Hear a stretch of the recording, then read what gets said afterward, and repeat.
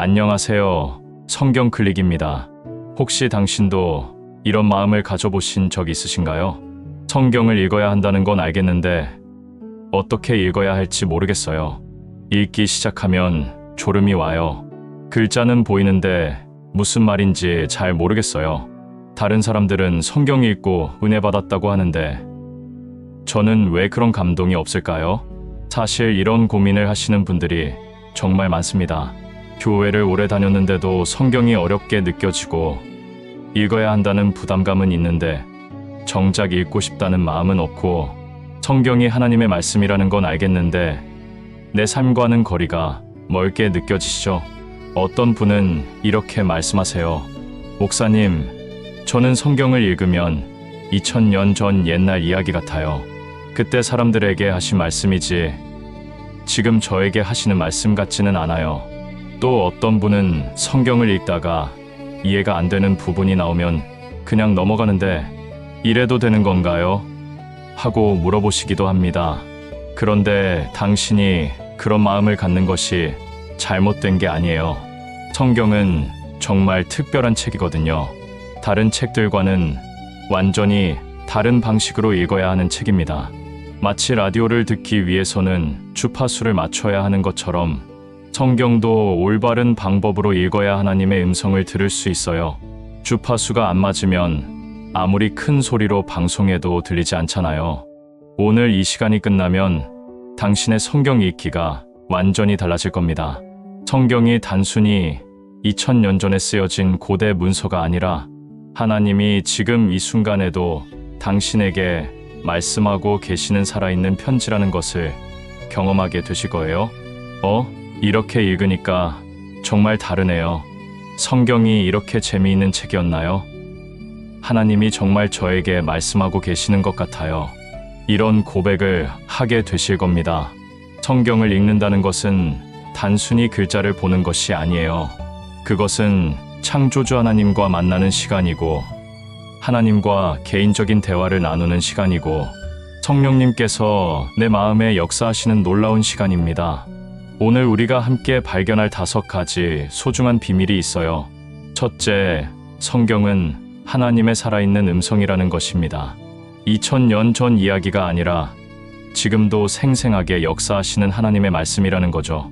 둘째, 성경은 당신을 위한 개인적인 편지라는 것이에요. 하나님께서 당신만을 생각하시면서 써주신 러브레터 같은 겁니다.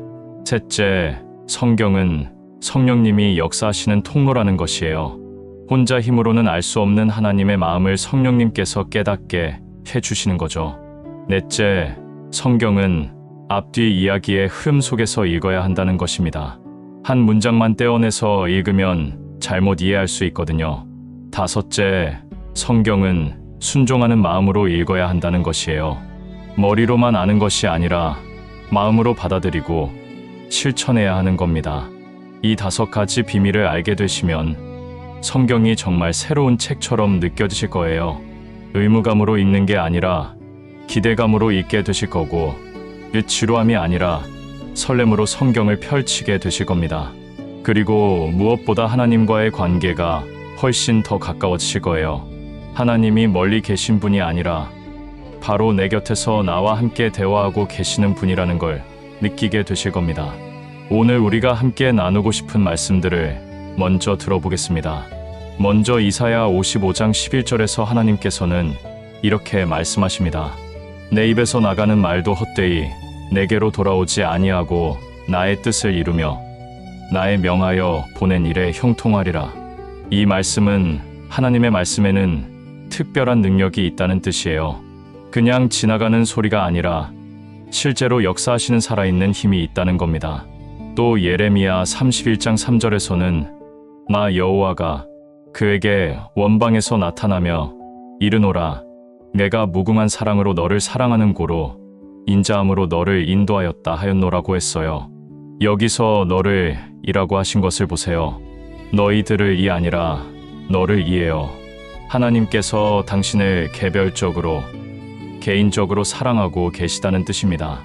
그리고 요한복음 16장 13절에서 예수님께서는 그러나 진리의 성령이 오시면 그가 너희를 모든 진리 가운데로 인도하시리니 그가 자의로 말하지 않고 오직 듣는 것을 말하며 장래 일을 너희에게 알리시리라고 하셨어요.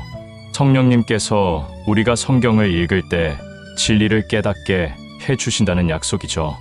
또한 디모데후서 2장 15절에서 바울은 내가 진리의 말씀을 옳게 분변하여 부끄러울 것이 없는 일꾼으로 자신을 하나님 앞에 드리기를 힘쓰라고 했습니다. 옳게 분변한다는 것은 올바르게 이해한다는 뜻이에요. 성경을 올바르게 이해하는 것이 얼마나 중요한지 보여주는 말씀입니다. 마지막으로 야고보서 1장 22절에서는 너희는 말씀을 행하는 자가 되고 듣기만 하는 자가 되지 말라. 이는 자기를 속임이라고 했어요. 성경을 읽는 것만으로는 부족해요. 읽고 깨달은 것을 실제 삶에서 실천해야 한다는 거죠. 이 모든 말씀들을 통해 우리는 성경이 얼마나 특별한 책인지 알 수 있습니다.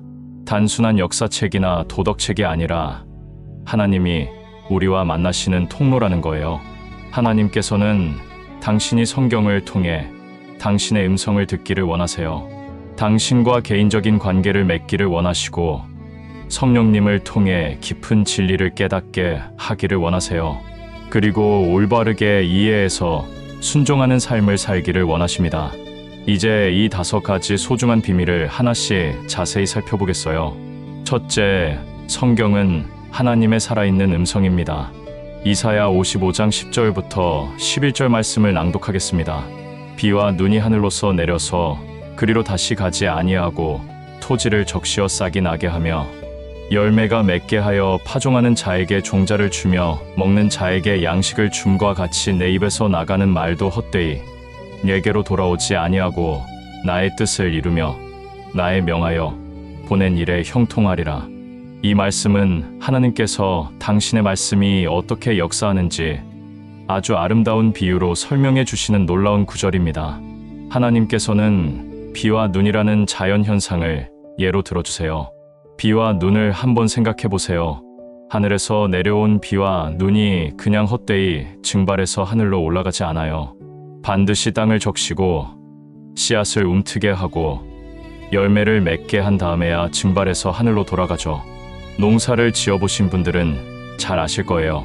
비가 내리면 마른 땅이 촉촉해지고 며칠 지나면 새싹이 돋아나고 시간이 지나면 꽃이 피고 열매가 맺어집니다. 비는 자기 할 일을 다 하고 나서야 하늘로 돌아가는 거예요. 하나님의 말씀도 정확히 이와 같다는 겁니다. 하나님의 입에서 나가는 말씀이 그냥 허공으로 사라지지 않아요. 반드시 하나님의 뜻을 이루고 하나님이 명하신 일을 성취한 다음에야 하나님께로 돌아간다는 거죠. 헛되이라는 히브리어는 리캄인데 이 말은 빈손으로 아무 성과 없이라는 뜻이에요. 즉, 하나님의 말씀은 절대로 빈손으로 돌아가지 않는다는 겁니다. 반드시 무엇인가를 성취하고 돌아간다는 거예요. 이것이 무슨 뜻일까요? 당신이 성경을 읽을 때마다 하나님의 말씀이 당신의 마음에 뿌려지고 있다는 뜻입니다. 그 말씀이 당신 안에서 싹을 틔우고 자라나고 열매를 맺을 때까지 역사하신다는 거예요. 때로는 즉시 깨달음이 와요. 아, 이 말씀이 지금 내게 주시는 하나님의 음성이구나 하고 마음에 와닿는 경험을 하죠. 그런데 때로는 당장에는 모르겠어도 시간이 지나서 아, 그때 그 말씀이 이런 뜻이었구나 하고 깨닫게 되기도 해요. 어느 쪽이든 상관없습니다. 중요한 것은 하나님의 말씀이 당신의 마음에 뿌려지는 순간부터 이미 역사하기 시작한다는 거예요. 마치 씨앗이 땅에 떨어지는 순간부터 보이지 않는 곳에서 변화가 시작되는 것처럼요. 히브리서 4장 12절에서도 하나님의 말씀은 살았고 운동력이 있어 라고 했어요. 살았다는 것은 지금도 생생하게 활동하고 있다는 뜻이고 운동력이 있다는 것은 역동적으로 움직이며 일하고 있다는 뜻입니다. 성경은 2000년 전에 쓰여진 고대 문서가 아니에요. 지금 이 순간에도 하나님께서 당신에게 말씀하고 계시는 살아있는 음성입니다. 당신이 성경을 펼치는 순간 하나님께서 내 사랑하는 자녀야, 오늘 내가 내게 하고 싶은 말이 있단다 하시며 말씀하고 계시는 거예요. 잠시 여기서 멈춰서 생각해 보세요. 당신은 성경을 읽을 때 하나님께서 지금 내게 말씀하고 계시다는 느낌을 가지고 읽고 계신가요? 아니면 옛날 이야기를 읽고 있다는 느낌으로 읽고 계신가요? 만약 후자라면 오늘부터 달라질 수 있어요. 성경을 열기 전에 잠시 기도해 보세요. 하나님, 오늘 제게 하고 싶으신 말씀이 있으시면 들려주세요. 제 마음을 열어주시고 제 귀를 열어주세요. 그리고 읽으면서 이렇게 질문해 보세요. 하나님, 이 말씀을 통해 제게 무엇을 말씀하고 계신가요? 오늘 제 삶에 이 말씀이 어떤 의미가 있을까요?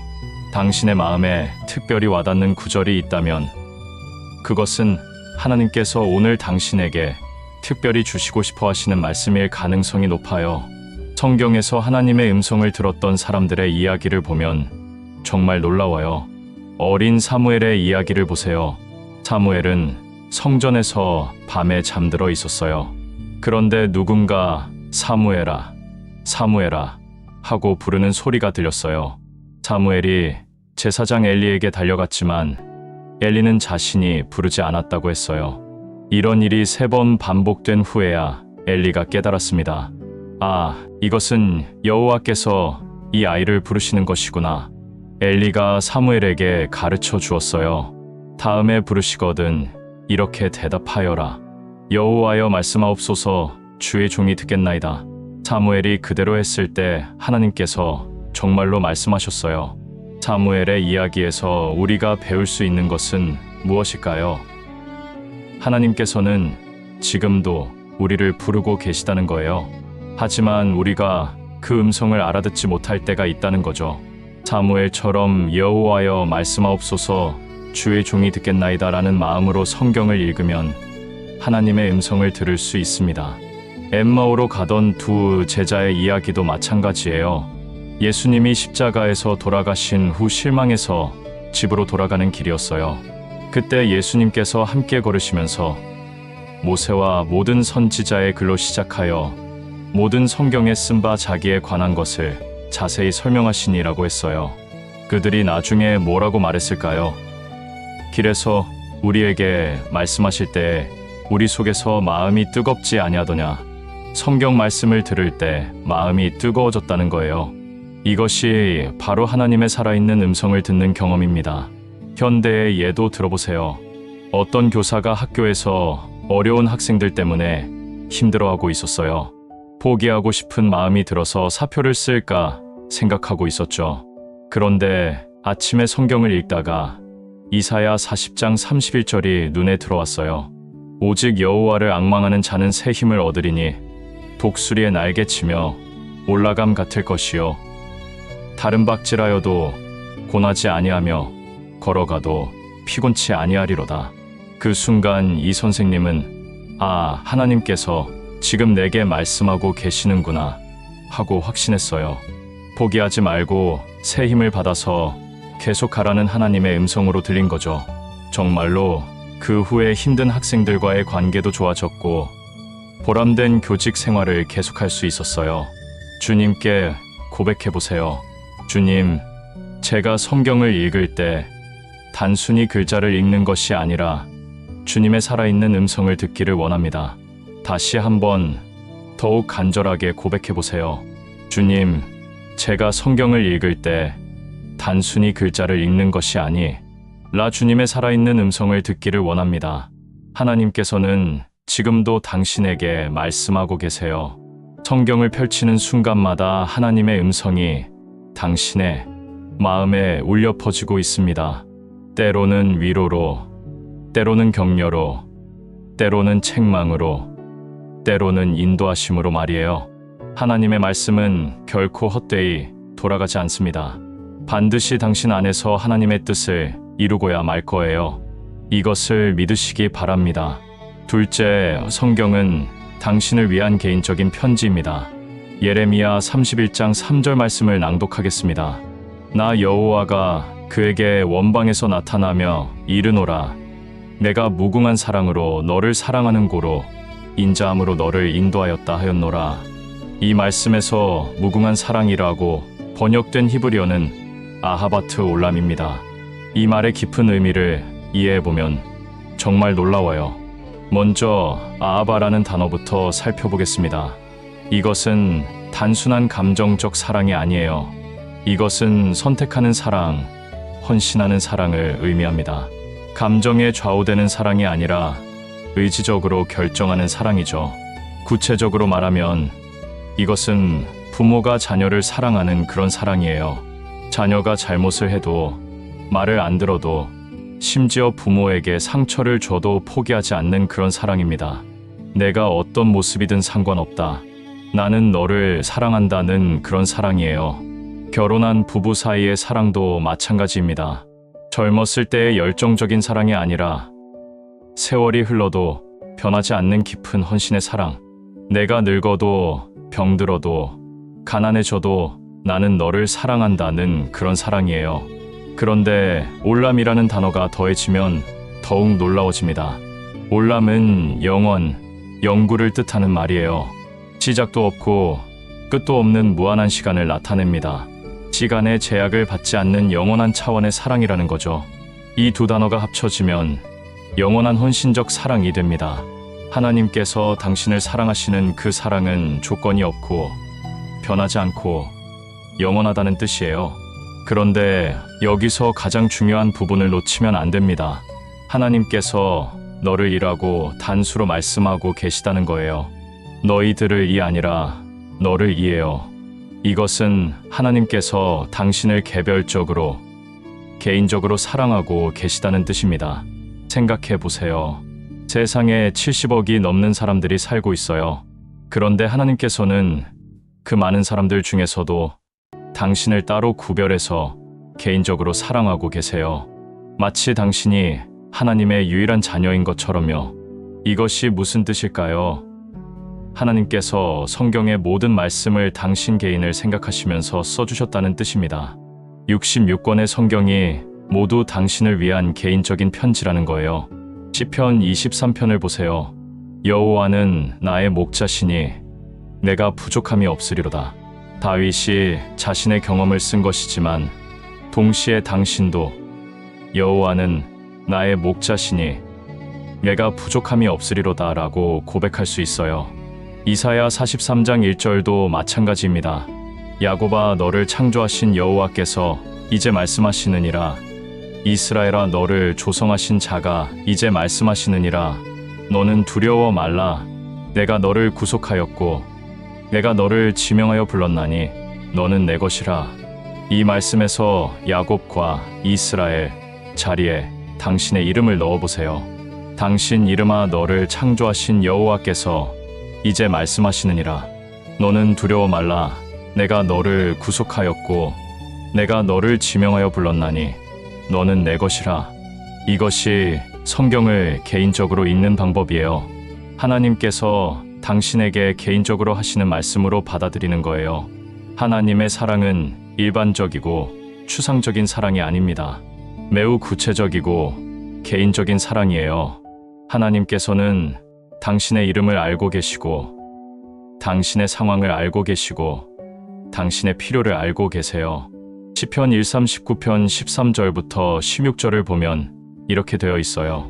주께서 내 장부를 지으셨으며 나의 모태에서 나를 조직하셨나이다. 내가 주께 감사없는 것은 나를 지으심이 심히 기묘하심이라. 주의 행사가 기이함을 내 영혼이 잘 아나이다.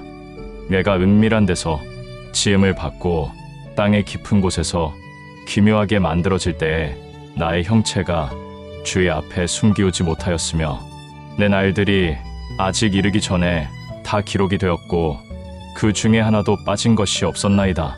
하나님께서 당신을 모태에서부터 알고 계셨다는 거예요. 당신이 태어나기도 전에 당신의 모든 날들을 계획해 두셨다는 겁니다. 이런 하나님께서 성경을 통해 당신에게 말씀하고 계시는 거예요. 잠시 여기서 멈춰서 생각해 보세요. 당신은 성경을 읽을 때 이것은 나를 위한 하나님의 편지다라는 마음으로 읽고 계신가요? 아니면 이것은 옛날 사람들에게 하신 말씀이니까 나와는 거리가 멀다고 생각하고 계신가요? 하나님께서는 성경의 모든 말씀을 통해 당신과 개인적인 관계를 맺고 싶어 하세요. 당신의 상황, 당신의 필요, 당신의 아픔, 당신의 꿈을 다 아시고 그에 맞는 말씀을 주고 싶어 하세요. 성경을 읽을 때 이렇게 질문해 보세요. 하나님, 이 말씀이 지금 제 상황과 어떤 관련이 있을까요? 제 마음에 있는 어떤 필요를 채워주려고 하시는 걸까요?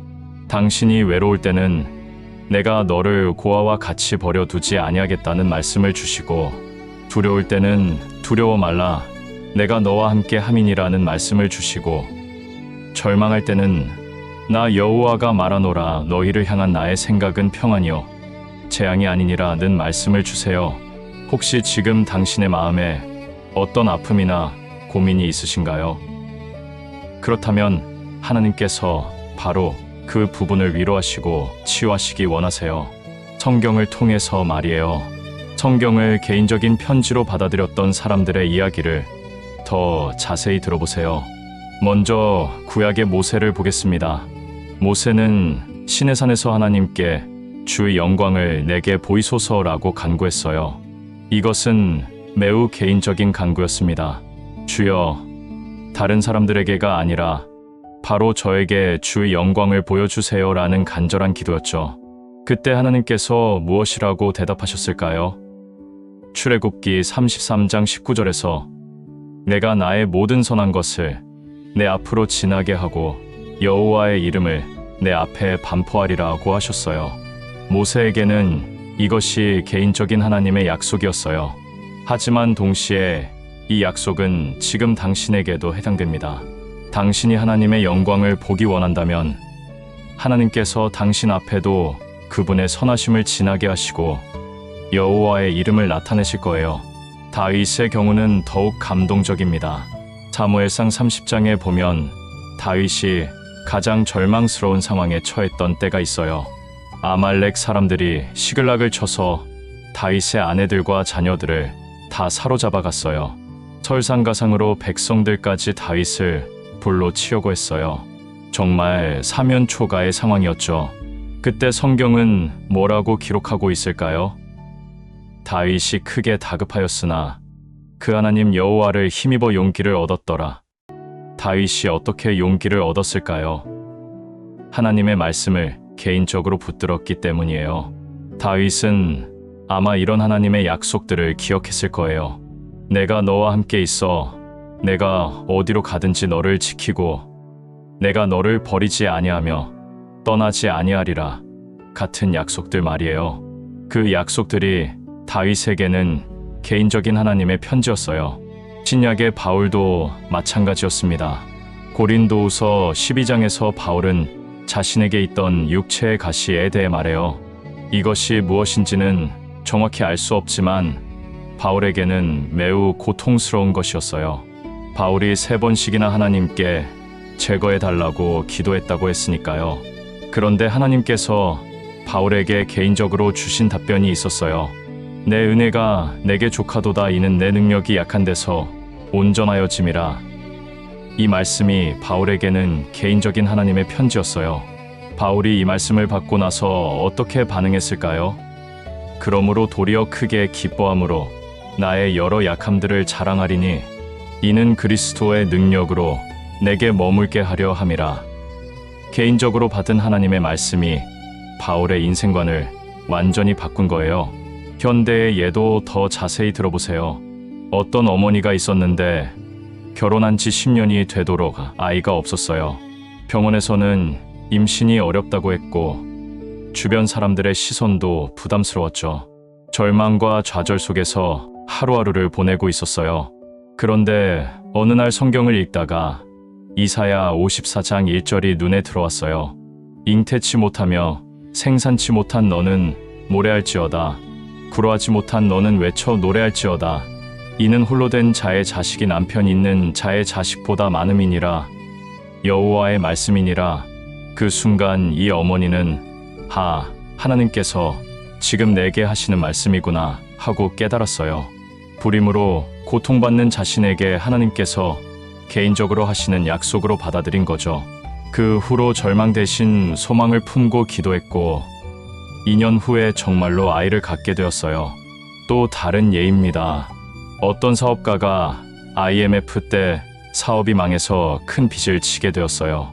집도 잃고 가족들과 떨어져 살아야 했죠. 자살까지 생각할 정도로 절망적이었어요. 그런데 성경을 읽다가 로마서 8장 28절이 마음에 와닿았어요. 우리가 알거니와 하나님을 사랑하는 자, 곧 그 뜻대로 부르심을 입은 자들에게는 모든 것이 합력하여 선을 이루느니라. 그 순간 이 사업가는 하나님께서 지금 내게 하시는 약속이구나 하고 받아들였어요. 이 어려운 상황도 하나님께서 선으로 바꿔주실 거라는 개인적인 약속으로 믿은 거죠. 그 후로 포기하지 않고 새로운 시작을 했고 몇 년 후에는 이전보다 더 큰 사업가가 되었어요. 이것이 성경을 개인적인 편지로 읽는 능력이에요. 하나님께서 수천 년 전에 다른 사람에게 하신 말씀이지만 지금 당신에게도 똑같이 적용되는 살아있는 약속으로 받아들이는 거예요. 주님께 고백해보세요. 주님, 성경의 모든 약속이 저를 위한 개인적인 편지임을 믿습니다. 다시 한번 더욱 간절하게 고백해보세요. 주님, 성경의 모든 약속이 저를 위한 개인적인 편지임을 믿습니다. 하나님께서 당신의 이름을 부르시며 하시는 말씀들이 있어요. 당신의 이름을 넣어서 고백해보세요. 내가 무궁한 사랑으로 너를 사랑한다. 너는 두려워 말라. 내가 너와 함께 함이니라. 너를 향한 나의 생각은 평안이요 재앙이 아니니라. 하나님께서는 당신을 사랑하셔서 66권의 성경을 통해 개인적인 편지를 써주셨습니다. 그 편지 안에는 당신에 대한 하나님의 마음, 당신을 향한 하나님의 계획, 당신에게 주시고 싶은 축복들이 모두 담겨 있어요. 성경을 읽을 때마다 이것은 나를 위한 하나님의 편지다라고 믿고 받아들이세요. 그러면 말씀이 당신의 마음에 완전히 다른 방식으로 다가올 거예요. 하나님의 개인적인 사랑을 매일 경험하게 될 것입니다. 셋째, 성경은 성령님이 역사하시는 통로입니다. 요한복음 16장 13절 말씀을 낭독하겠습니다. 그러하나 진리의 성령이 오시면 그가 너희를 모든 진리 가운데로 인도하시리니 그가 자의로 말하지 않고 오직 듣는 것을 말하며 장래 일을 너희에게 알리시리라.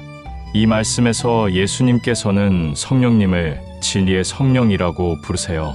그리고 성령님이 하시는 일을 매우 구체적으로 설명해 주시는데 모든 진리 가운데로 인도하신다고 하십니다. 인도하다라는 헬라어 원어는 호데게오인데 이 말의 의미를 자세히 살펴보면 정말 감동적이에요.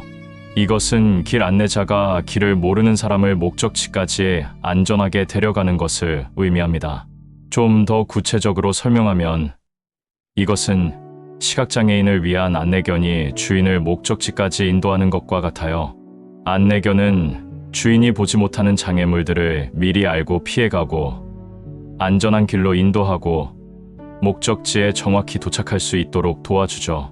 또 다른 예로는 산악 가이드를 생각해 볼 수 있어요. 산을 모르는 사람이 혼자서는 절대 올라갈 수 없는 험한 산을 전문 가이드와 함께라면 안전하게 정상까지 올라갈 수 있잖아요. 가이드는 어디가 위험한지, 어느 길로 가야 하는지, 언제 쉬어야 하는지 다 알고 있거든요. 성령님은 바로 우리의 영적 안내자가 되어주세요. 우리가 성경을 읽을 때 우리 혼자서는 깨달을 수 없는 하나님의 뜻을 알게 해주시고 우리 생각으로는 이해할 수 없는 하나님의 마음을 깨닫게 해주세요.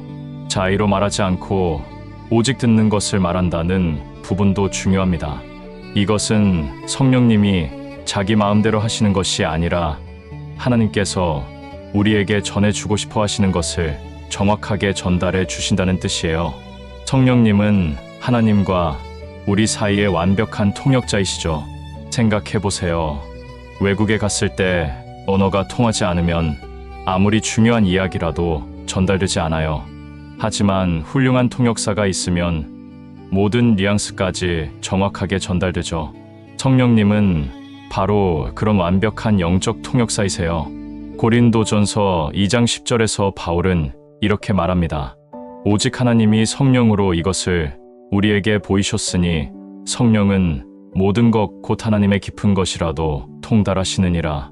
성령님은 하나님의 깊은 마음까지도 다 아시는 분이에요. 하나님의 감정, 하나님의 의도, 하나님의 계획을 모두 아시죠.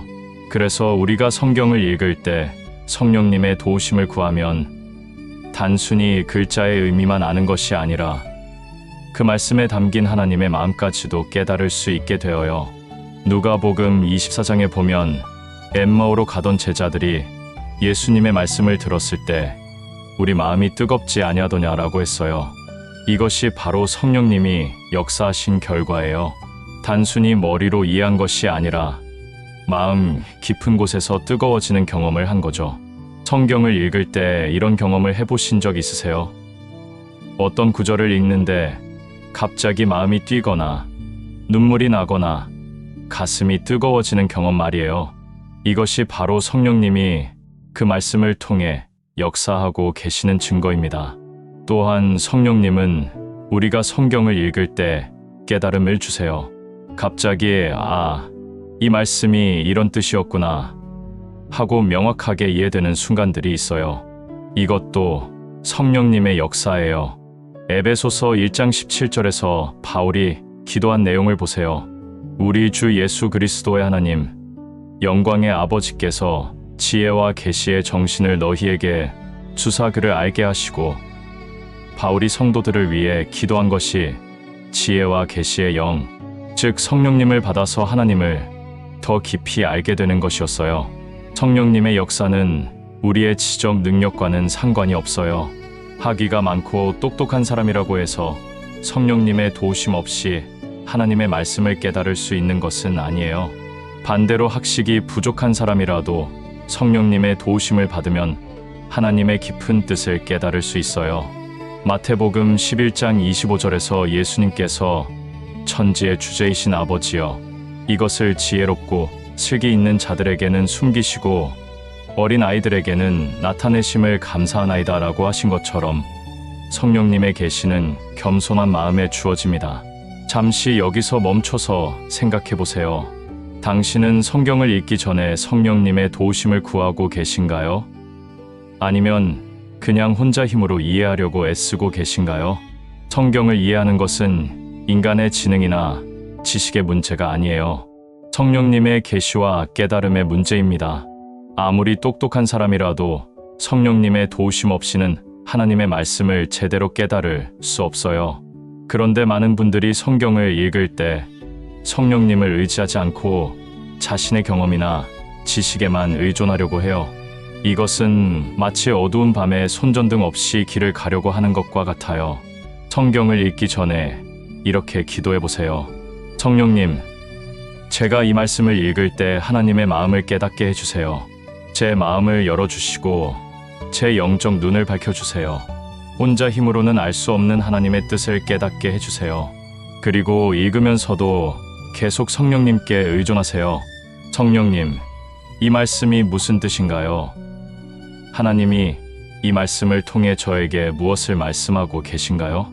때로는 한 번 읽어도 이해가 안 될 수 있어요. 그럴 때는 조급해하지 마시고 성령님의 때를 기다리세요. 성령님께서 가장 적절한 때에 깨달음을 주실 거예요. 혹시 지금까지 성경을 읽으면서 이해가 안 된다, 어렵다고 느끼셨다면 그것은 당신의 문제가 아니라 성령님의 도우심을 구하지 않았기 때문일 수 있어요. 성령님의 역사를 통해 말씀을 깨달았던 사람들의 이야기를 더 자세히 들어보겠습니다. 먼저 베드로의 경우를 보세요. 예수님께서 너는 나를 누구라 하느냐고 물으셨을 때 베드로가 주는 그리스도시요 살아계신 하나님의 아들이시니이다 라고 대답했어요. 그때 예수님께서 뭐라고 하셨을까요?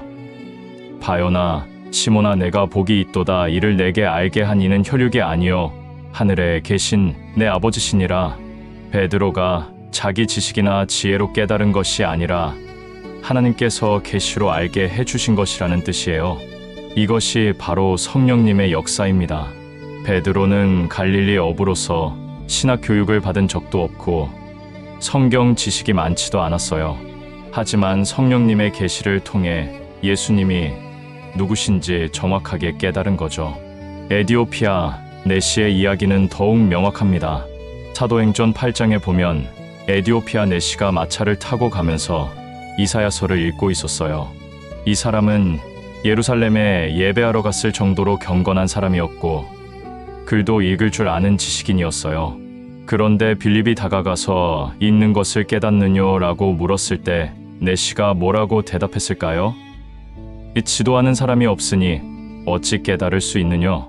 내시는 글자는 읽을 수 있었지만 그 의미를 깨닫지 못했어요. 빌립이 성령의 인도하심을 받아서 이사야서의 말씀이 예수님에 관한 것임을 설명해 주었을 때 비로소 깨달았어요. 그리고 즉시로 세례를 받았죠. 이것이 성령님의 역사예요. 성령님이 우리에게 성경을 깨닫게 하시고 또 다른 사람을 통해서도 깨닫게 하세요. 사도행전 10장의 고넬료 이야기도 마찬가지입니다. 베드로가 고넬료의 집에 가서 복음을 전할 때 베드로가 이 말할 때에 성령이 말씀 듣는 모든 사람에게 내려오시니라고 했어요. 베드로가 말씀을 전하는 동시에 성령님께서 역사하신 거죠. 현대의 예도 더 자세히 들어보세요. 어떤 신학생이 있었는데 몇 년 동안 신학 공부를 했지만 성경이 머리로만 이해될 뿐 마음으로는 와닿지 않았어요. 지식은 늘었지만 영적 생명력은 메말라 가고 있었죠. 목회자가 되는 것이 맞나 고민까지 하고 있었어요. 그런데 어느 날 새벽 기도를 하면서 성경을 읽는데 평소와 달리 이렇게 기도했어요. 성령님, 제가 아는 것은 다 내려놓겠습니다. 성령님께서 가르쳐 주세요. 그리고 요한복음 3장 16절을 읽었어요. 하나님이 세상을 이처럼 사랑하사 독생자를 주셨으니 이는 저를 믿는 자마다 멸망치 않고 영생을 얻게 하려 하심이니라. 그런데 그날은 이 말씀이 완전히 다르게 들렸어요. 하나님의 사랑이 가슴에 와닿고 예수님의 십자가가 얼마나 큰 사랑인지 깨달아지면서 눈물이 쏟아졌어요. 그 순간 이것이 성령님의 역사구나 하고 깨달았죠. 그 후로 성경이 완전히 새로운 책이 되었어요. 또 다른 예입니다. 어떤 권사님이 있었는데 40년 동안 교회를 다녔지만 성경 읽기가 항상 부담이었어요. 읽어야 한다는 의무감으로는 읽지만 재미도 없고 은혜도 없었죠. 그런데 어느 날 목사님께서 성경을 읽기 전에 성령님께 도움을 구해보라고 권하셨어요. 처음에는 반신반의했지만 그날부터 성경을 펼기 전에 이렇게 기도했어요. 성령님, 오늘 하나님께서 저에게 하고 싶으신 말씀이 있으시면 들려주세요. 그리고 시편을 읽고 있는데 시편 23편 4절이 유난히 마음에 와닿았어요. 내가 사망의 음침한 골짜기로 다닐지라도 해를 두려워하지 않을 것은 주께서 나와 함께 하심이라. 그때 마침 남편이 암 진단을 받은 직후였는데 이 말씀이 하나님께서 자신에게 주시는 위로의 말씀으로 느껴졌어요. 그 순간부터 두려움이 사라지고 평안이 왔죠. 그 후로 성경 읽기가 완전히 달라졌어요. 매일 성령님께서 주시는 새로운 은혜를 기대하게 되었어요. 어떤 중학생의 이야기도 있어요. 교회는 다니지만 성경이 어렵고 재미없어서 거의 읽지 않았어요. 그런데 중학교 2학년 때 담임 선생님이 바뀌면서 학교 생활이 힘들어졌어요. 선생님과 맞지 않아서 매일 꾸중만 들었죠. 그때 어머니가 성경을 읽고 기도해보라고 했어요. 처음에는 싫었지만 어머니 말씀을 따라 성경을 펼쳤어요. 그런데 마태복음 5장 44절이 눈에 들어왔어요. 나는 너희에게 이르노니 너희 원수를 사랑하며 너희를 핍박하는 자를 위하여 기도하라. 평소 같았으면 이게 무슨 말이야? 불가능해 하고 넘어갔을 텐데 그날은 달랐어요. 하나님께서 저에게 담임 선생님을 위해 기도하라고 하시는구나 하고 깨달아진 거예요. 그 후로 매일 담임 선생님을 위해 기도했고 몇 개월 후에는 관계가 완전히 좋아졌어요.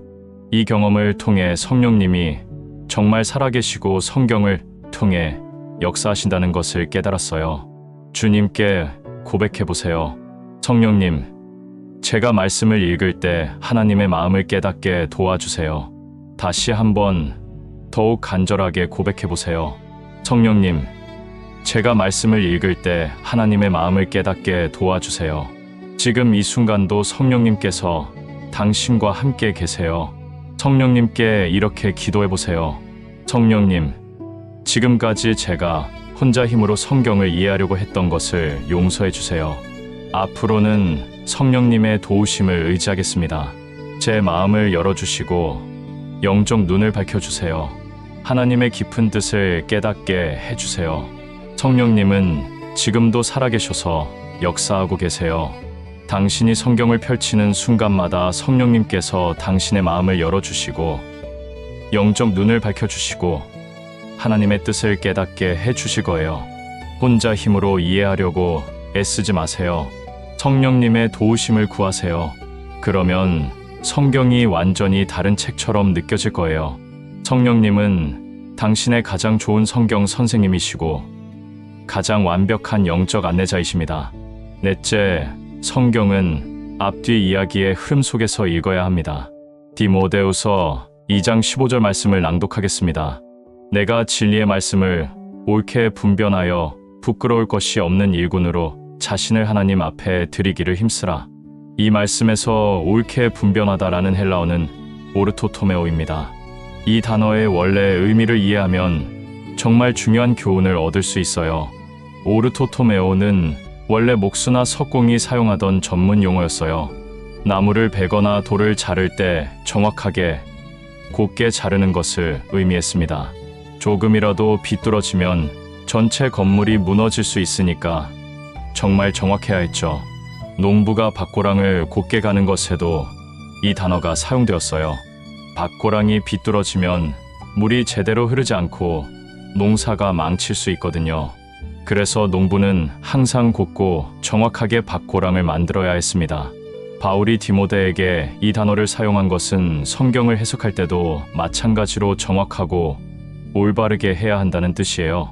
조금이라도 잘못 이해하면 전체적인 믿음의 토대가 흔들릴 수 있으니까요. 그럼 성경을 옳게 분변한다는 것이 구체적으로 무엇일까요? 가장 중요한 것은 앞뒤 이야기의 흐름, 즉 문맥을 파악하는 것입니다. 생각해보세요.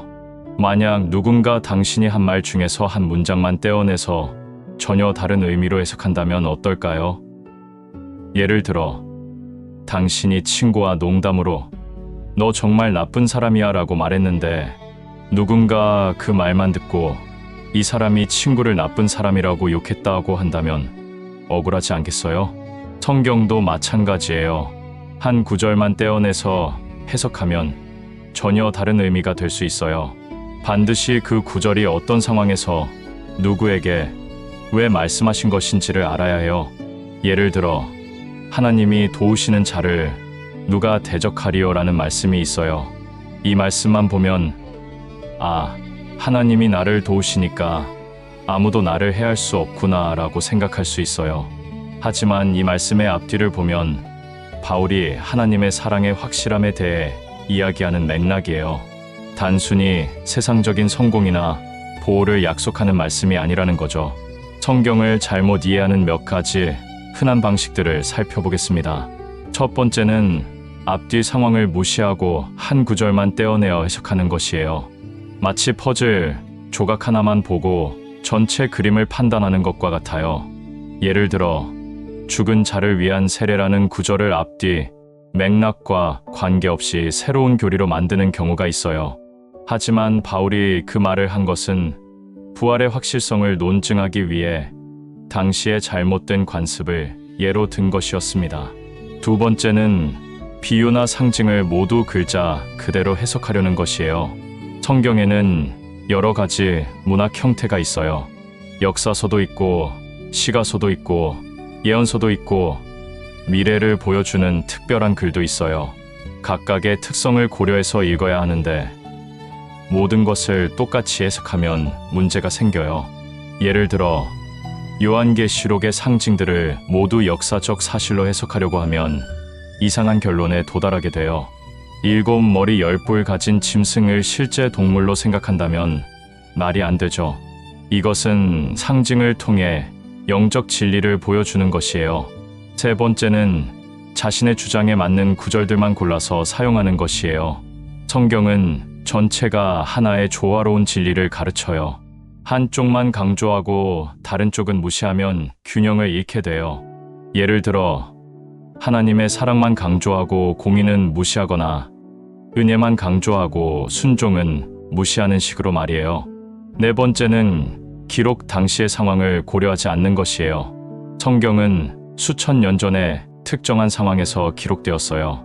그 당시의 문화와 관습을 이해해야 올바르게 적용할 수 있어요.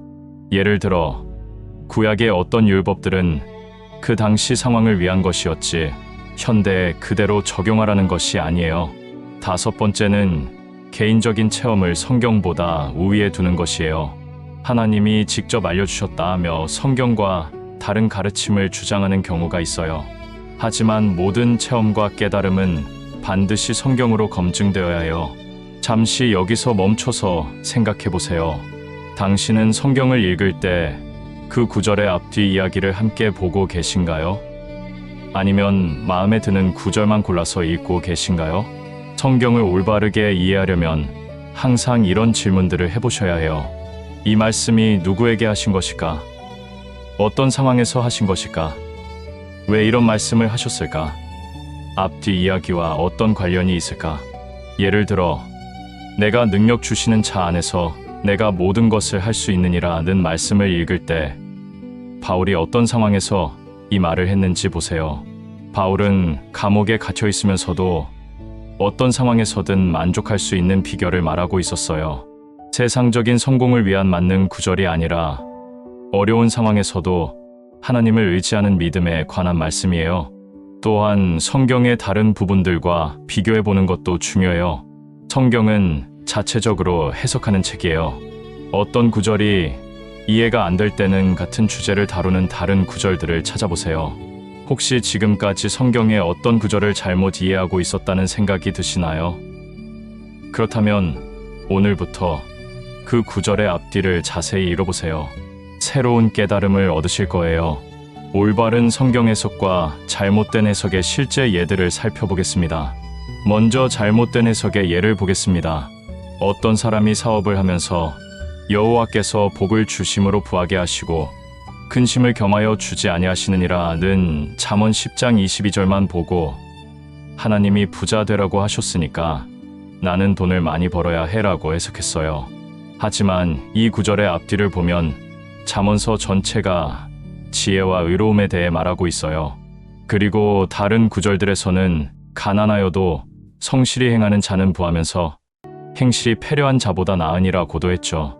즉, 단순히 부자가 되는 것이 목표가 아니라 하나님의 뜻에 따라 살 때 오는 진정한 복에 대한 말씀이에요. 또 다른 예로 내 백성이 겸비하여 기도하고 내 얼굴을 구하며 그 악한 길에서 떠나면 내가 하늘에서 듣고 그 죄를 사하고 그 땅을 고칠지라는 역대하 7장 14절을 현대의 어떤 나라에 그대로 적용하는 경우가 있어요. 하지만 이 말씀은 하나님이 솔로몬에게 성전 봉헌과 관련해서 특별히 주신 약속이에요.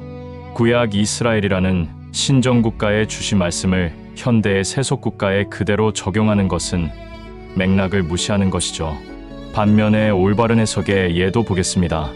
로마서 8장 28절 모든 것이 합력하여 선을 이룬다는 말씀을 보세요. 이 구절만 보면 내게 일어나는 모든 일이 다 좋은 일이다 라고 해석할 수 있어요.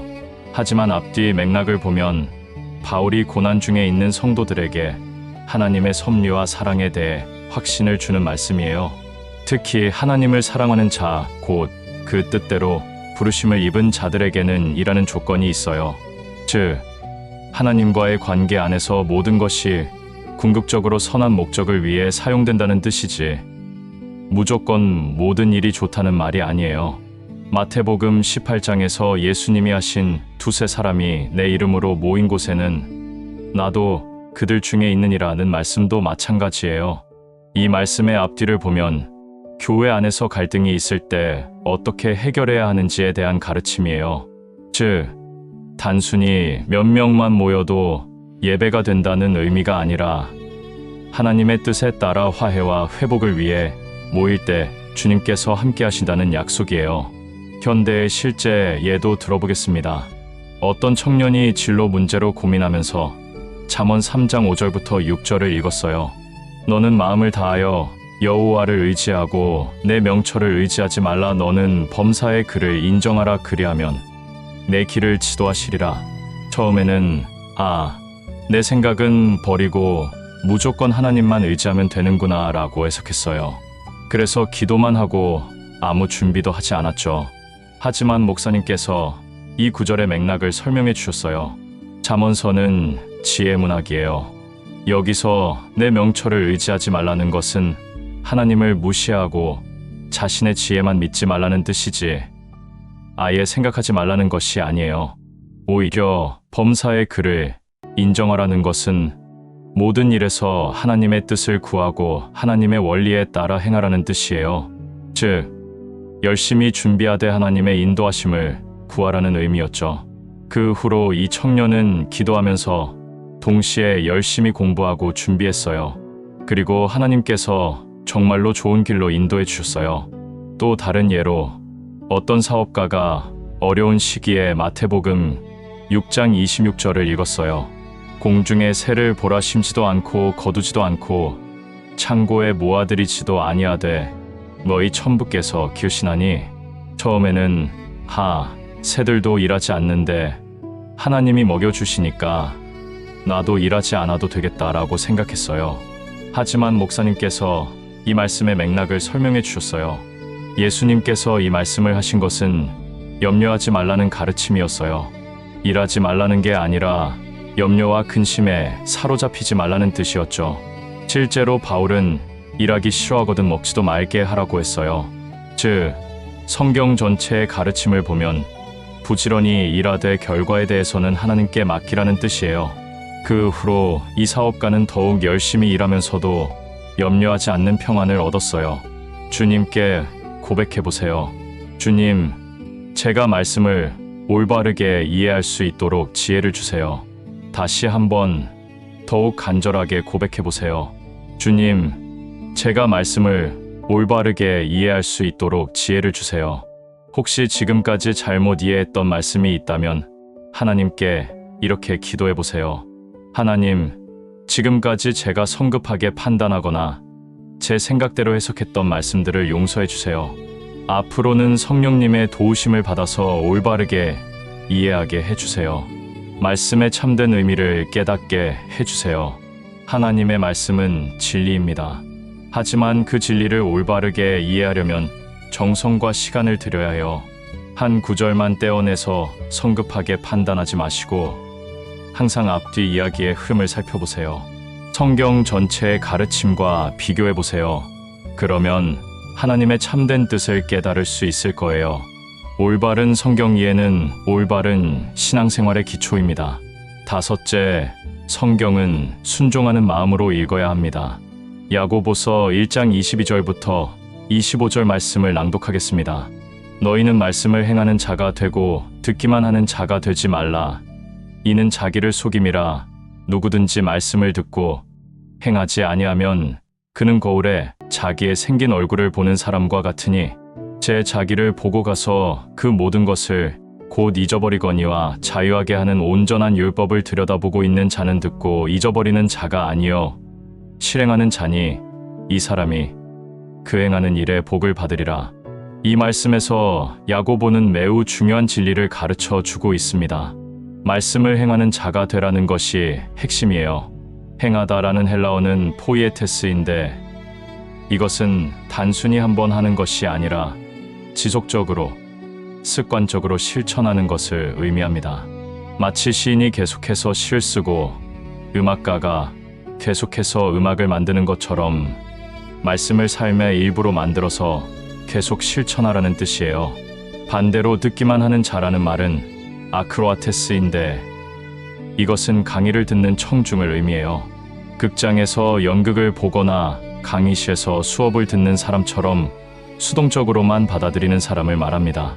야고보가 이렇게 대조적으로 표현한 이유는 당시에도 지금처럼 말씀을 많이 듣기만 하고 실천하지 않는 사람들이 많았기 때문이에요. 설교도 많이 듣고 성경 공부도 많이 하지만 정작 삶은 변하지 않는 사람들 말이에요. 야고보는 이런 사람을 자기를 속이는 자라고 강하게 표현했어요.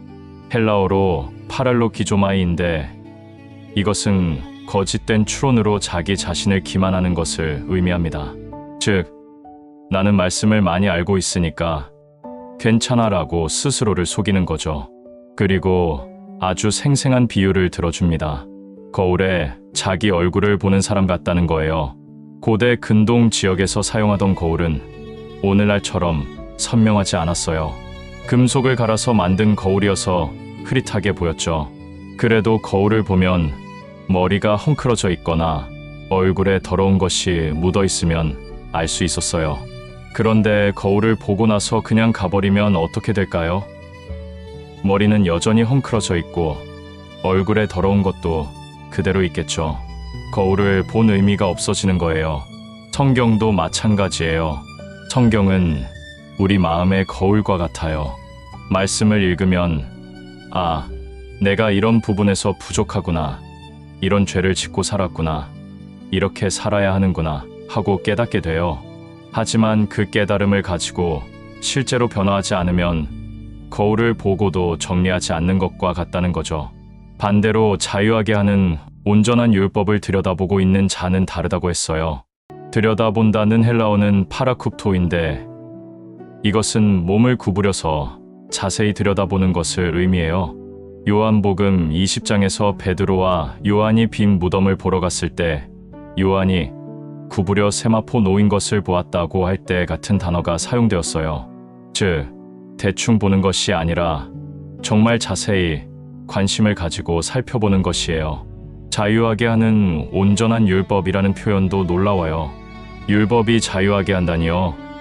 보통 율법하면 구속하고 제한하는 것이라고 생각하잖아요. 하지만 야고보는 하나님의 말씀이 오히려 우리를 자유하게 해준다고 했어요.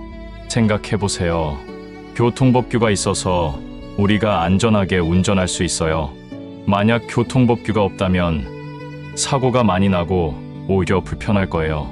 마찬가지로 하나님의 말씀도 우리를 진정한 자유로 인도해 주는 지침이에요. 죄의 종노릇에서 자유하게 해주고 염려와 두려움에서 자유하게 해주고 잘못된 가치관에서 자유하게 해주는 거죠. 그래서 자유하게 하는 율법이라고 한 거예요.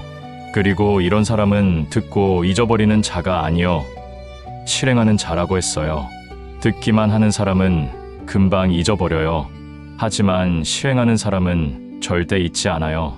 왜냐하면 삶으로 체험했기 때문이에요.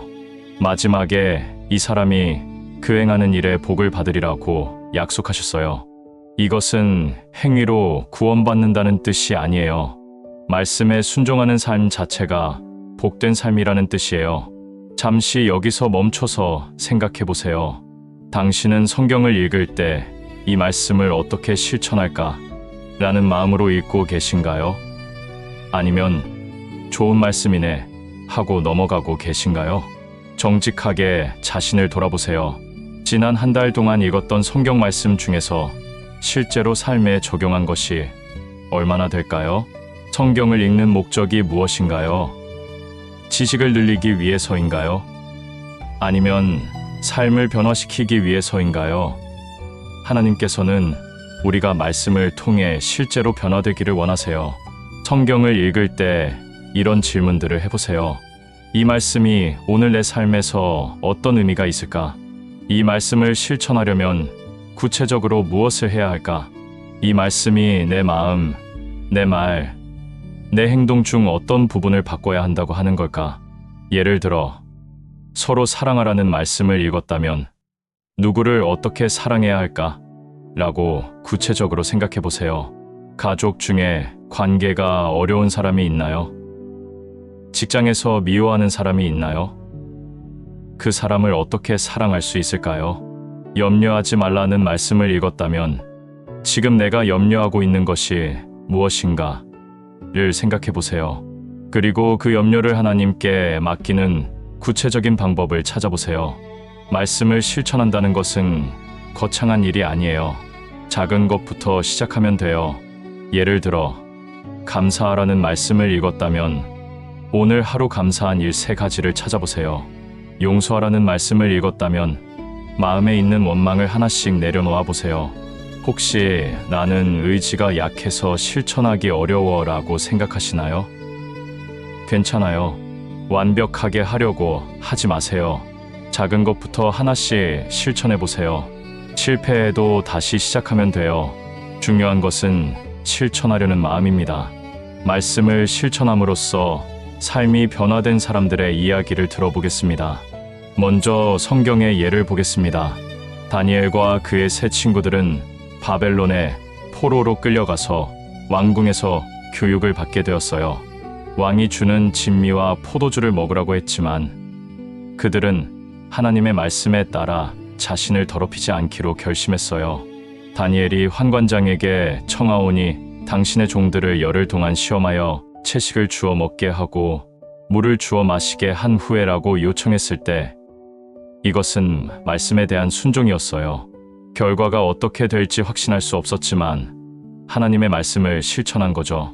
10일 후에 그들의 얼굴이 왕의 진미를 먹는 다른 소년들보다 아름답고 살이 더 윤택했어요. 말씀에 순종한 결과로 하나님께서 복을 주신 거예요. 사도행전의 초대교회도 마찬가지였어요. 사도행전 2장 42절에 저희가 사도의 가르침을 받아 서로 교제하며 떡을 떼며 기도하기를 전혀 힘쓰니라고 했어요. 그들은 들은 말씀을 그대로 실천했어요. 그 결과가 어떠했을까요? 주께서 구원받는 사람을 날마다 더하게 하시니라고 했어요. 그들의 실천하는 모습을 보고 많은 사람들이 감동을 받아서 믿게 된 거죠. 현대의 예도 들어보겠습니다.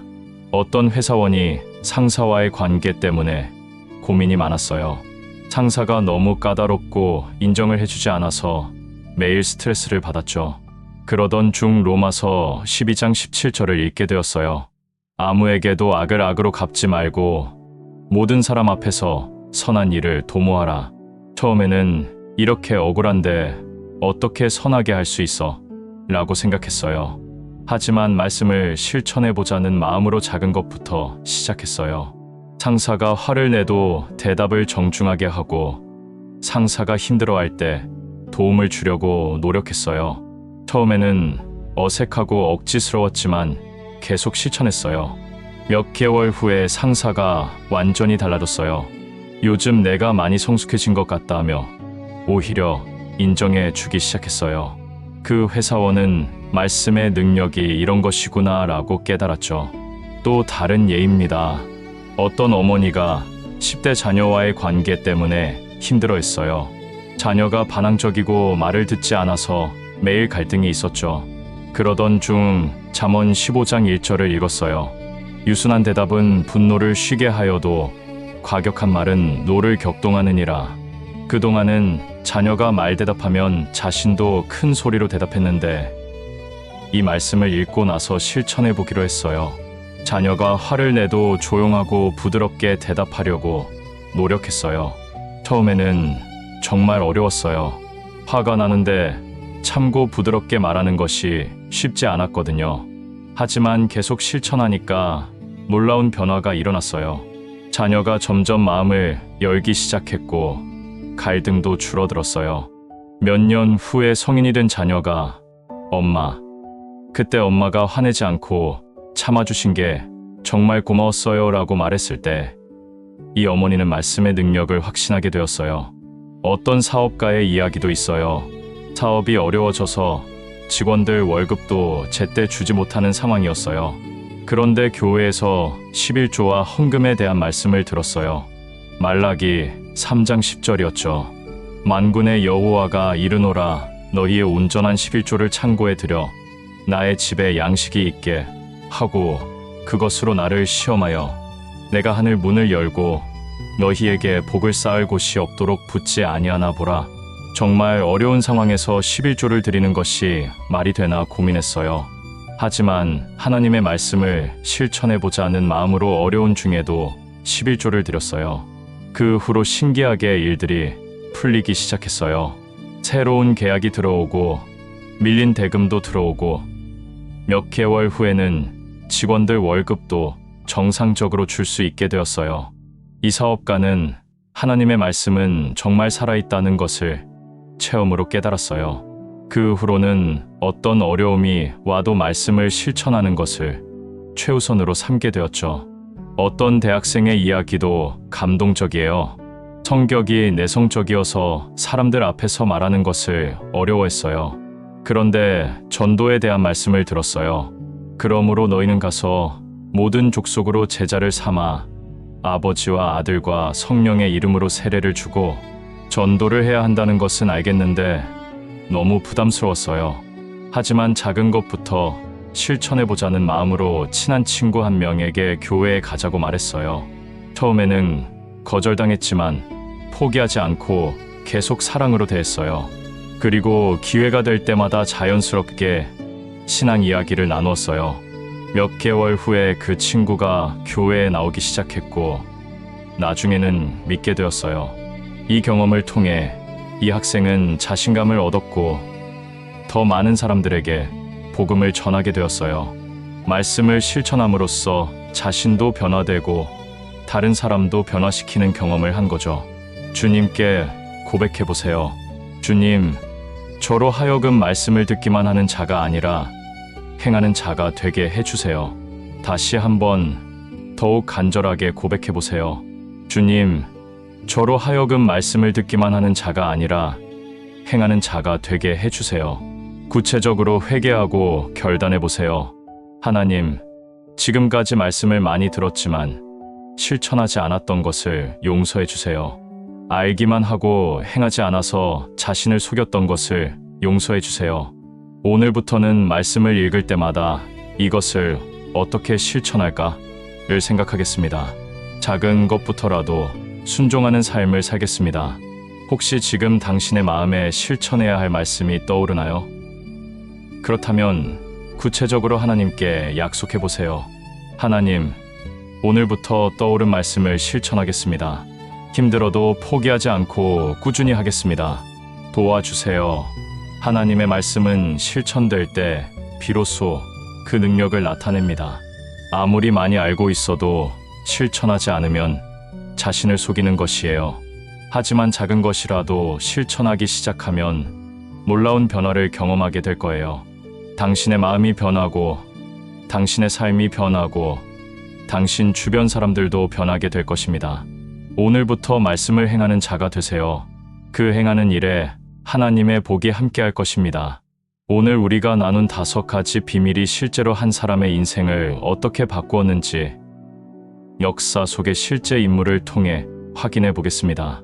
18세기 영국에 존 뉴턴이라는 사람이 있었습니다.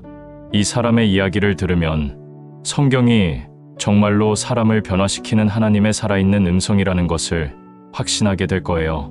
존 뉴턴은 노예선 선장이었습니다. 아프리카에서 흑인들을 잡아와서 아메리카 대륙에 팔아넘기는 일을 했어요. 당시로서도 가장 잔인하고 비인간적인 직업 중 하나였죠. 그는 술과 도박에 빠져 살았고 하나님을 모독하는 것을 즐거워했어요. 그런데 1748년 3월 10일 그가 탄 배가 폭풍을 만나 거의 침몰할 뻔했습니다.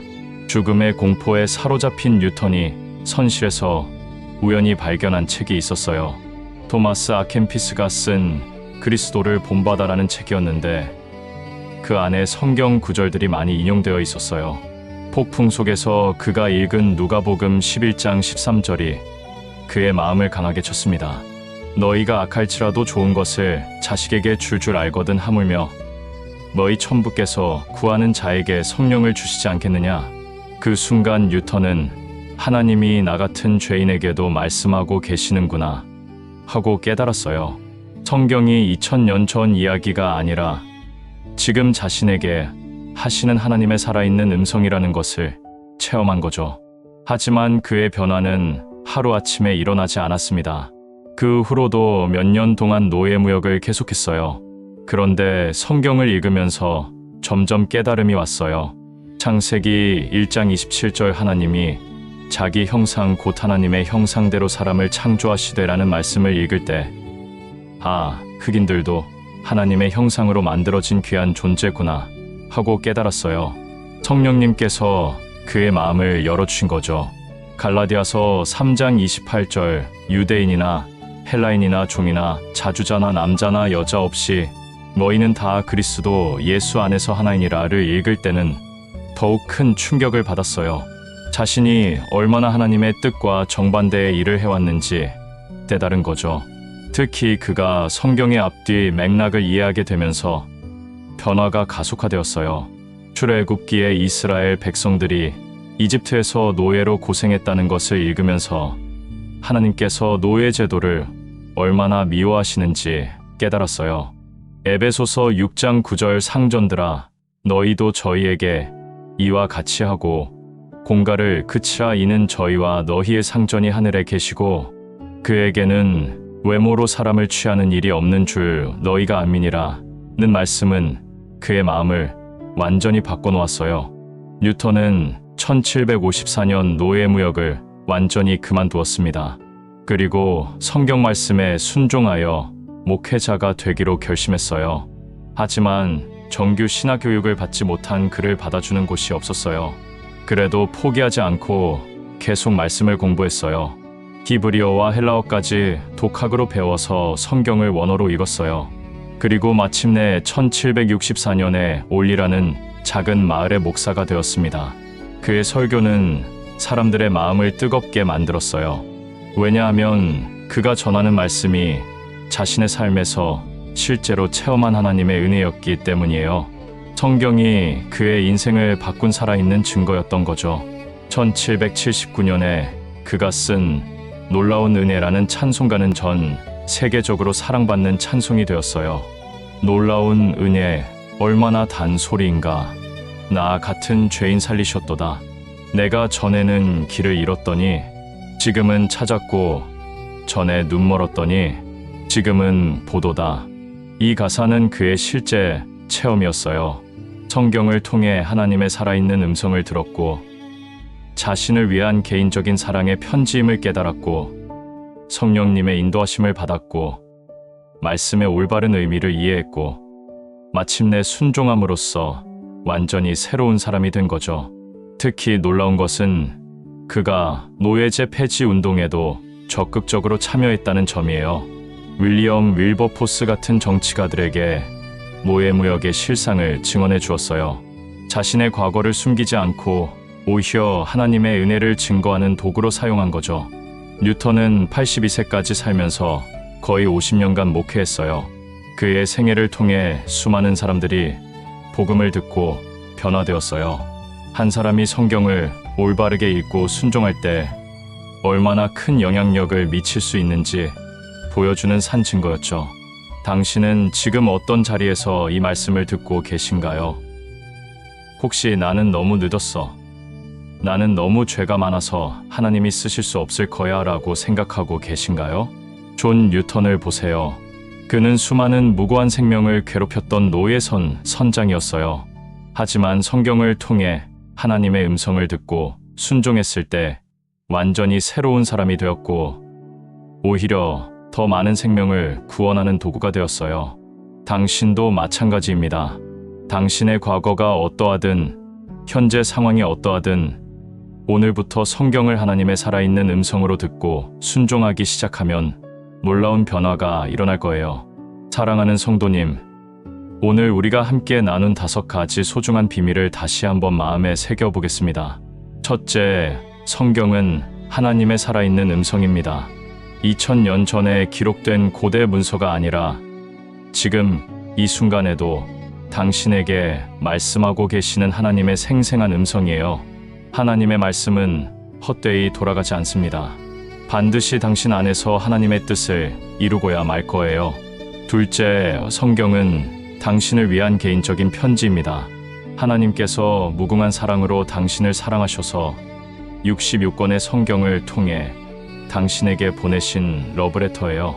세상 70억 인구 중에서도 당신을 개별적으로, 개인적으로 사랑하시는 하나님의 마음이 성경 한 구절 한 구절에 담겨 있습니다. 셋째, 성경은 성령님이 역사하시는 통로입니다. 성령님께서 진리의 영으로 당신을 모든 진리 가운데로 인도하세요. 당신 혼자서는 깨달을 수 없는 하나님의 깊은 뜻을 성령님께서 깨닫게 해주시고 마음의 확신과 평안과 소망을 주십니다. 넷째, 성경은 앞뒤 이야기의 흐름 속에서 읽어야 합니다. 한 구절만 떼어내서 해석하면 하나님의 참뜻을 놓칠 수 있어요. 항상 그 말씀이 어떤 상황에서 누구에게 왜 주어진 것인지를 살펴보세요. 성경 전체의 조화로운 가르침 안에서 각 구절의 의미를 찾으시기 바랍니다. 다섯째, 성경은 순종하는 마음으로 읽어야 합니다. 말씀을 듣기만 하는 자가 되지 마시고 행하는 자가 되세요. 작은 것이라도 실천하기 시작하면 놀라운 변화를 경험하게 될 것입니다. 그 행하는 일에 하나님의 복이 함께할 거예요. 이 5가지 비밀을 기억하고 실천하시면 당신의 성경 읽기가 완전히 달라질 겁니다. 의무감으로 읽는 것이 아니라 기대감으로 읽게 될 거고, 지루함이 아니라 설렘으로 성경을 펼치게 될 거예요. 하나님께서는 당신과 더 깊은 관계를 맺고 싶어 하세요. 더 친밀한 교제를 나누고 싶어 하십니다. 그 모든 것이 성경을 통해서 이루어져요. 오늘부터 성경을 펼치기 전에 이렇게 기도해 보세요. 하나님, 오늘 제게 하고 싶으신 말씀이 있으시면 들려주세요. 성령님, 제 마음을 열어주시고 하나님의 뜻을 깨닫게 해주세요. 그리고 읽으면서 이것을 기억하세요. 이것은 나를 위한 하나님의 살아있는 음성이다. 이것은 나를 사랑하시는 하나님의 개인적인 편지다. 성령님께서 지금 나를 통해 역사하고 계시다. 이 말씀의 올바른 의미를 이해하자. 이 말씀을 어떻게 실천할까? 성경을 이렇게 읽으면 정말로 기적이 일어납니다. 당신의 마음이 변화되는 기적, 당신의 인생이 새로워지는 기적, 하나님과의 관계가 깊어지는 기적, 주변 사람들에게도 좋은 영향을 미치는 기적이 일어날 거예요. 존 뉴턴처럼 과거가 어두웠던 사람도 성경을 통해 완전히 새로운 삶을 살게 되었어요. 당신도 마찬가지입니다. 지금이 바로 새로운 시작의 때입니다. 하나님의 말씀은 살아있고 운동력이 있어서 당신의 삶에 반드시 역사할 것입니다. 때로는 위로로, 때로는 격려로, 때로는 책망으로, 때로는 인도하심으로 당신과 함께 하실 거예요. 형식적인 신앙에서 벗어나서 살아있는 믿음을 경험하세요. 하나님이 멀리 계신 분이 아니라 바로 내 곁에서 나와 함께 대화하고 계시는 분이라는 걸 날마다 느끼시기 바랍니다. 이 모든 약속은 예수 그리스도 안에서 예가 되고 아멘이 되었습니다. 예수님께서 십자가에서 죽으시고 부활하심으로 하나님과 우리 사이에 막힌 담을 헐어주셨어요. 이제 우리는 담대히 하나님 앞에 나아가서 그분의 음성을 들을 수 있고 그분의 사랑을 경험할 수 있고 그분과 친밀한 교제를 나눌 수 있습니다. 당신의 성경 읽기를 통해 매일매일 하나님의 은혜가 새롭게 임하시기를 축복합니다. 당신이 하나님의 음성을 선명하게 들으시기를 축복합니다. 당신의 삶이 하나님의 말씀으로 인해 날마다 변화되고 성장하시기를 축복합니다. 함께 기도하겠습니다. 마음을 모아서 하나님 앞에 나아가세요. 하나님 아버지, 감사합니다. 오늘 저희에게 성경을 대하는 새로운 마음을 주셔서 감사합니다. 지금까지 성경이 단순한 종교 서적인 줄 알았는데 하나님께서 저희에게 지금도 말씀하고 계시는 살아있는 음성이라는 것을 깨닫게 해주셔서 감사해요. 하나님, 저희가 지금까지 얼마나 어리석었는지 고백합니다. 성경을 의무감으로만 읽었고 형식적으로만 접근했습니다. 마치 2000년 전 옛날 이야기를 읽는 것처럼 생각했어요. 하나님께서 지금 이 순간에도 저희에게 개인적으로 말씀하고 계시다는 것을 믿지 못했습니다. 주님, 용서해 주세요. 저희가 성경을 펼치면서도 하나님, 오늘 저에게 하고 싶으신 말씀이 있으시면 들려주세요 라고 기도하지 않았던 것을 용서해 주세요. 그냥 습관적으로, 기계적으로 읽었던 것을 용서해 주세요. 이제 알았습니다. 성경은 하나님의 살아있는 음성이라는 것을요. 하나님의 입에서 나가는 말씀은 결코 헛되이 돌아가지 않고 반드시 하나님의 뜻을 이룬다는 것을요. 비와 눈이 땅을 적셔서 싹이 나게 하고 열매를 맺게 하는 것처럼 하나님의 말씀도 저희 마음에 뿌려져서 반드시 하나님께서 원하시는 열매를 맺게 하실 것을 믿습니다. 하나님, 저희를 향하신 하나님의 개인적인 사랑을 깨닫게 해주셔서 감사합니다. 70억이 넘는 사람들 중에서도 저희 한 사람 한 사람을 개별적으로 사랑하시고 저희 각자에게 맞는 말씀을 주시려고 66권의 성경을 써주셨다는 것이 믿어져요. 내가 무궁한 사랑으로 너를 사랑한다고 하실 때 정말로 저희 각자의 이름을 부르시며 말씀하고 계시는 것이군요.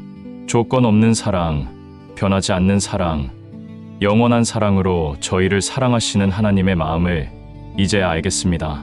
주님, 지금까지 성경을 나와는 상관없는 다른 사람들의 이야기라고 생각했던 것을 용서해 주세요. 아브라함에게 하신 약속, 다윗에게 주신 축복, 바울에게 하신 격려가 모두 지금 저희에게도 동일하게 적용되는 개인적인 약속이라는 것을 깨닫게 해주셔서 감사해요. 앞으로는 성경을 읽을 때마다 이것은 나를 위한 하나님의 편지다라는 마음으로 읽겠습니다. 하나님께서 저희 각자의 상황을 아시고 저희의 필요를 아시고 저희의 아픔을 아시고 그에 맞는 말씀을 주시는 것을 믿겠어요. 성령님, 감사합니다. 저희가 성경을 읽을 때 모든 진리 가운데로 인도해 주시는 성령님께 감사드려요. 지금까지 저희 혼자 힘으로 성경을 이해하려고 했던 교만함을 용서해 주세요. 이제 깨달았습니다. 성령님께서 저희의 영적 안내자가 되어 주신다는 것을요. 시각장애인을 위한 안내견처럼, 산악가이드처럼, 완벽한 통역사처럼 저희를 인도해 주신다는 것을요. 성령님, 앞으로 저희가 성경을 읽기 전에 항상 성령님의 도우심을 구하겠습니다. 성령님, 제 마음을 열어주시고 영적 눈을 밝혀주세요. 혼자 힘으로는 알 수 없는 하나님의 뜻을 깨닫게 해주세요 라고 기도하겠어요. 저희에게 지혜와 계시의 영을 주셔서 하나님을 더 깊이 알게 해주세요. 말씀을 읽을 때 마음이 뜨거워지는 경험을 하게 해주시고 이 말씀이 이런 뜻이었구나 하는 깨달음의 순간들을 주세요. 하나님, 저희가 성경을 올바르게 이해할 수 있도록 지혜를 주세요. 지금까지 한 구절만 떼어내서 제 마음대로 해석했던 것을 용서해 주세요. 앞뒤 이야기의 흐름을 무시하고 성급하게 판단했던 것을 용서해 주세요. 이제 알았습니다. 성경을 옳게 분별해야 한다는 것을요. 목수가 나무를 곧게 자르고 농부가 밭고랑을 바르게 만드는 것처럼 저희도 하나님의 말씀을 정확하고 올바르게 이해해야 한다는 것을요. 앞으로는 성경을 읽을 때 항상 이렇게 질문하겠습니다. 이 말씀이 누구에게 하신 것일까? 어떤 상황에서 하신 것일까? 왜 이런 말씀을 하셨을까? 앞뒤 이야기와 어떤 관련이 있을까? 성경 전체의 조화로운 가르침 안에서 각 구절의 의미를 찾겠습니다. 성경이 스스로 해석하는 책이라는 것을 기억하고 같은 주제를 다루는 다른 구절들과 비교해서 이해하겠어요. 하나님, 저희를 말씀을 행하는 자가 되게 해주세요. 지금까지 말씀을 많이 들었지만 실천하지 않았던 것을 깊이 회개합니다. 알기만 하고 행하지 않아서 자신을 속였던 것을 용서해 주세요. 거울에 자기 얼굴을 보고도 정리하지 않고 가버리는 사람처럼 말씀을 읽고도 변화하지 않는 어리석음을 범했습니다. 좋은 말씀이네 하고만 넘어갔던 수많은 시간들을 용서해 주세요. 이제는 다릅니다. 자유하게 하는 온전한 율법을 자세히 들여다보고 듣고 잊어버리는 자가 아니라 시행하는 자가 되겠습니다. 말씀을 읽을 때마다 이 말씀을 어떻게 실천할까를 생각하겠어요. 작은 것부터라도 순종하는 삶을 살겠습니다. 서로 사랑하라는 말씀을 읽으면 구체적으로 누구를 어떻게 사랑할지 생각하겠고, 감사하라는 말씀을 읽으면 오늘 감사할 일들을 찾아보겠어요. 하나님, 저희에게 순종하는 마음을 주세요. 말씀대로 살기 어려울 때도 있겠지만 포기하지 않고 계속 실천하는 믿음을 주세요. 실패해도 다시 일어나서 순종하려는 의지를 주세요. 주 예수님, 감사합니다. 예수님께서 십자가에서 죽으시고 부활하심으로 하나님과 저희 사이에 막힌 담을 헐어주셨기 때문에 저희가 이렇게 담대히 하나님 앞에 나아갈 수 있게 되었어요. 예수님께서 내가 곧 길이요 진리요 생명이니라고 하셨는데 성경의 모든 말씀이 예수님을 가리키고 있다는 것을 깨닫게 해주세요. 구약의 모든 약속이 예수님 안에서 성취되었고 신약의 모든 가르침이 예수님을 통해 완성되었다는 것을 믿습니다. 예수님, 저희가 성경을 읽을 때 예수님의 마음을 닮아가게 해주세요. 예수님의 사랑, 예수님의 겸손, 예수님의 순종을 배우게 해주세요. 말씀을 통해 예수님을 더 깊이 알아가게 해주세요. 하나님, 이제 저희의 성경 읽기가 완전히 달라질 것을 믿습니다. 의무감이 아니라 기대감으로, 지루함이 아니라 설렘으로 성경을 펼치게 해주세요. 하나님과의 관계가 날마다 더 깊어지게 해주세요. 저희가 매일 하나님의 살아있는 음성을 듣고 개인적인 사랑을 경험하고 성령님의 인도하심을 받고 말씀을 올바르게 이해하고 순종하는 삶을 살게 해주세요. 이 모든 기도를 우리 주 예수 그리스도의 이름으로 드립니다. 아멘. 오늘 우리가 함께 나눈 이 소중한 시간이 당신의 성경 읽기에 새로운 전환점이 되기를 소망합니다. 다시 한번 하나님의 약속을 기억해 보세요. 이사야 55장 11절에서 하나님께서는 내 입에서 나가는 말도 헛되이 내게로 돌아오지 아니하고 나의 뜻을 이루며 나의 명하여 보낸 일에 형통하리라고 약속하셨습니다. 이 약속이 바로 당신을 위한 것이에요. 당신이 성경을 읽을 때마다 하나님의 말씀이 당신의 마음에 뿌려지고 반드시 하나님의 뜻을 이루고야 말 거예요. 그리고 야고보서 1장 22절의 말씀도 기억하세요. 너희는 말씀을 행하는 자가 되고 듣기만 하는 자가 되지 말라. 오늘 배운 것들을 머리로만 아는 지식으로 끝내지 마시고 실제 삶에서 실천하시기 바랍니다. 내일 아침부터 성경을 펼칠 때 오늘 배운 5가지 비밀을 기억해 보세요.